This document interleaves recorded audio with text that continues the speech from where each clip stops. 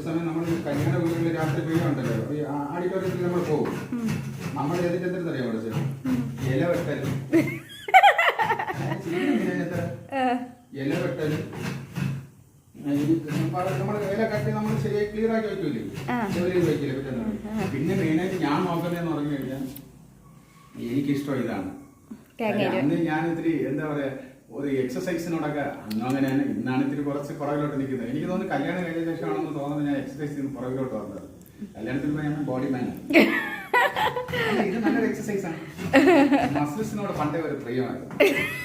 ഇപ്പൊ ആ പ്രിയം എന്റെ മൂത്ത മോന്, നമ്മളെ മൂത്ത മോനുണ്ട്. അത് നല്ല പരിവുണ്ടോ വരും. പക്ഷെ അതിനോട് പരിശ്രമിക്കുന്നു.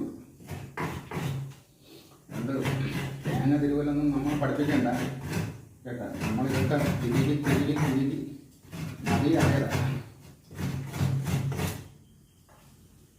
അത് ആരെങ്കിലും കേരളത്തിനകത്ത്